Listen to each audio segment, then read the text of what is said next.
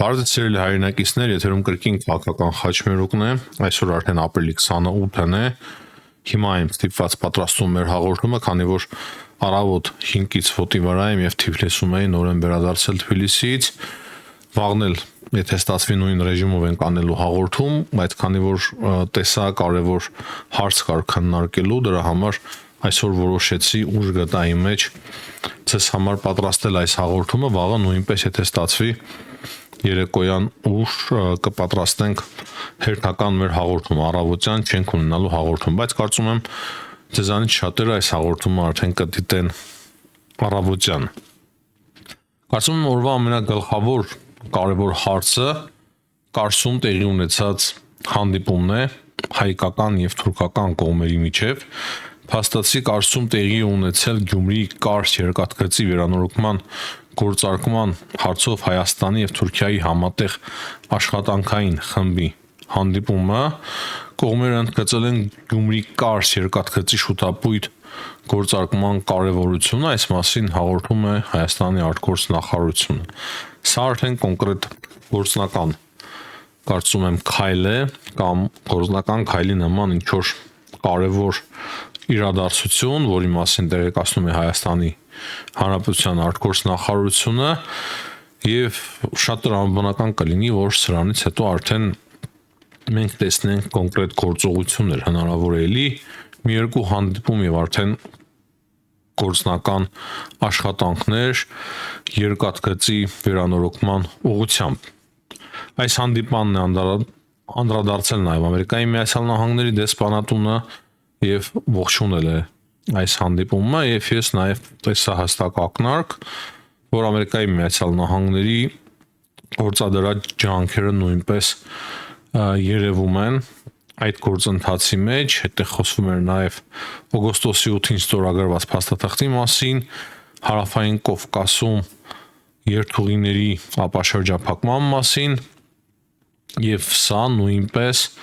տեղավորվում է Ամերիկայի Միացյալ Նահանգների այսօրվա ադմինիստրացիայի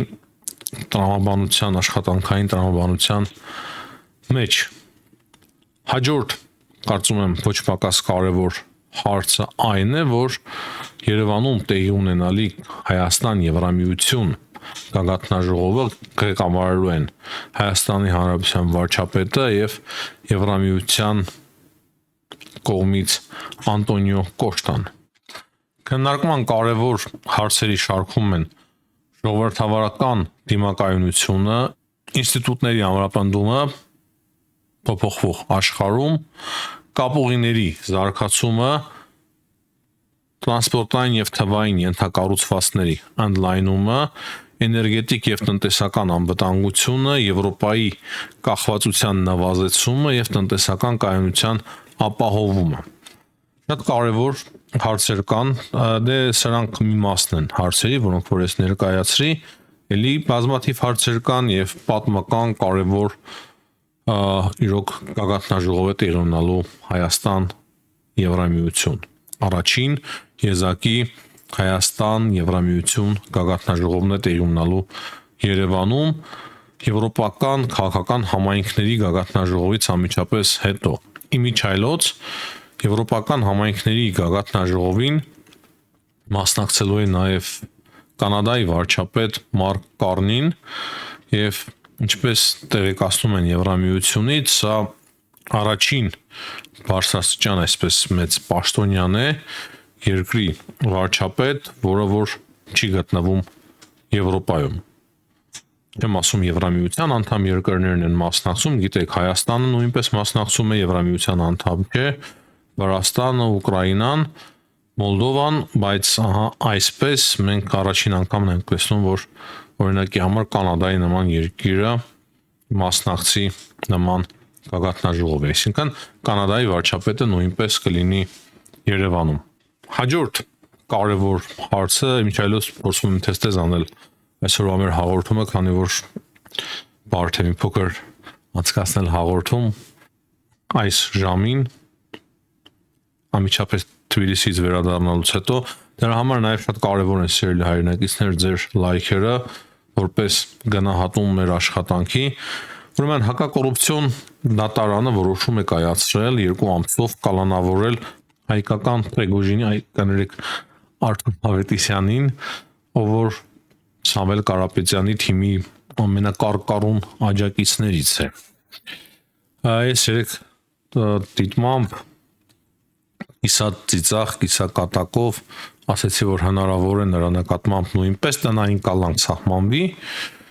բայց տեսանք, որ չէ, 2 ամսով կալանավորում է ընտրել դատարանը։ Եվ սա չափազանց կարևոր է, չափազանց կարևոր ուղերձ է բոլոր նրանց, ովքեր որ պատրաստվում են կաշառք բաժանել Հայաստանում ընտրություններից առաջ։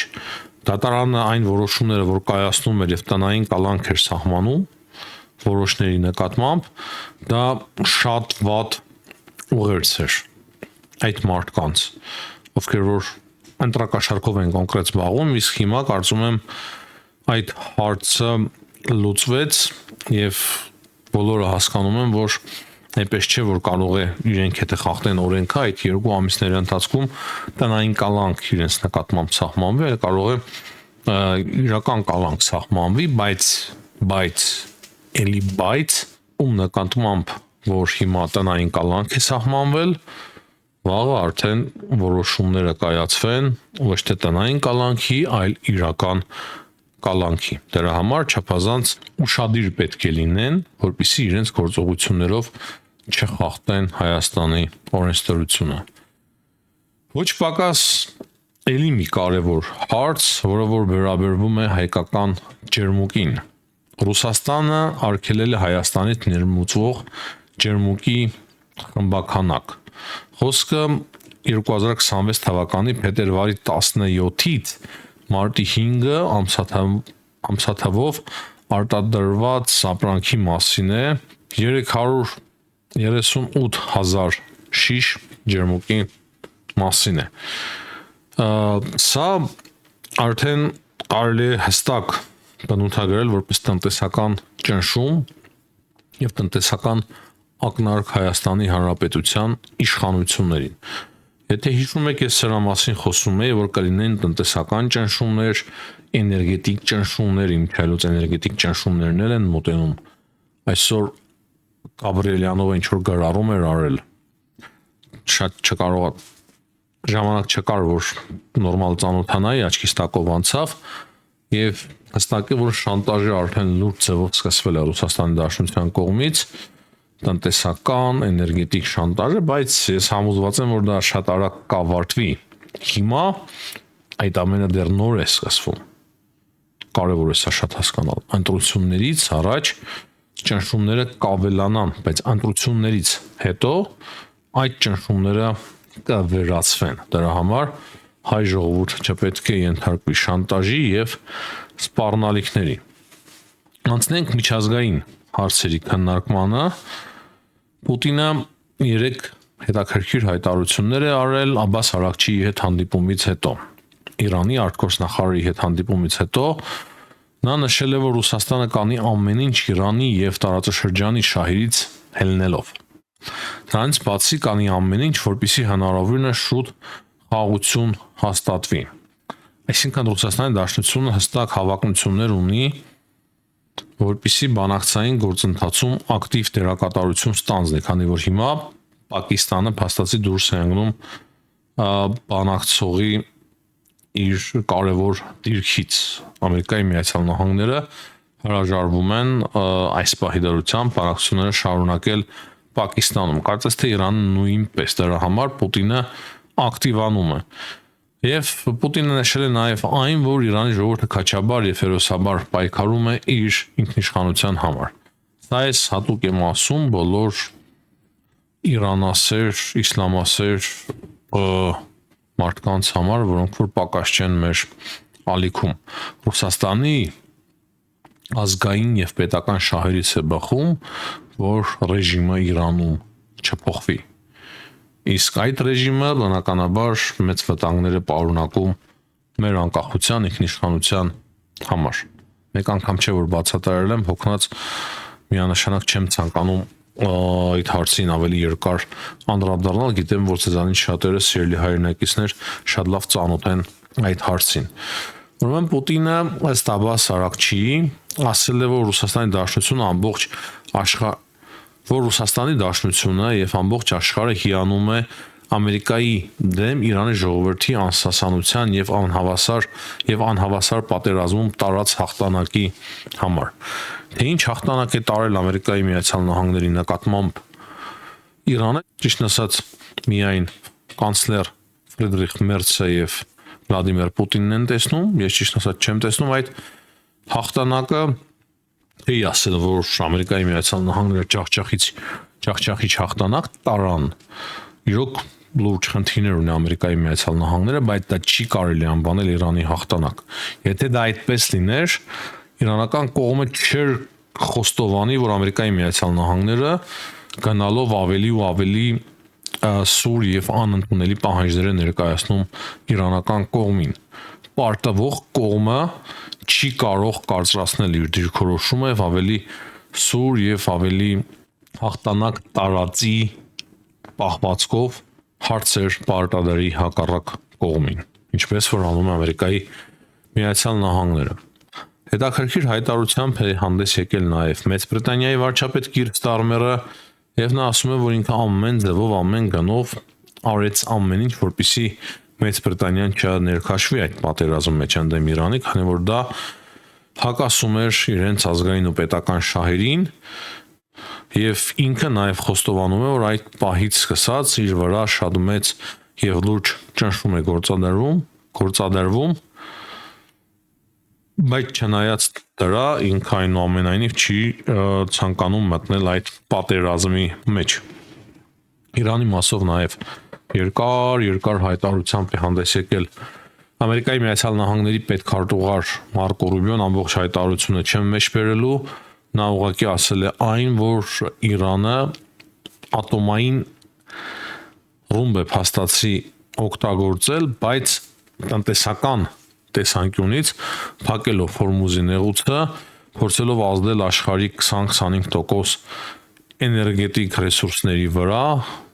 եւ դրանով Իրանը հպարտանում է, այսինքն դա Մարկո Ռուբիոն համեմատել է էներգետիկ ատոմային զենքի օգտագործման հետ։ Այսինքն ատոմային զենքի նման զենք է օգտագործել, բայց էներգետիկ դաշտում եւ ասում է Մարկո Ռուբիոն, եթե հիմա Իրանին կանգնեցնեին, ապա պատկերացնում եք ինչպես կվարվեր Իրանը, եթե ունենար իրական ատոմային զենք։ Եվ քիչ առաջ Դոնալդ Թրամփը մի հետաքրքիր, բայց նույն ժամանակ տարօրինակ հայտարարություն է արել, որը նույնպես վերաբերվում է Իրանին, նրա խոսքերով Իրանը հենց նոր իրենց տեղեկացրել է, որ գտնվում է փլուզման վիճակում։ Նրանք ցանկանում են, որ մենք հնարավորինս շուտ բացենք Հորմուզի նեղուցը, ասում է Թրամփը, քանի որ փորձում են բարձել իրենց ղեկավարության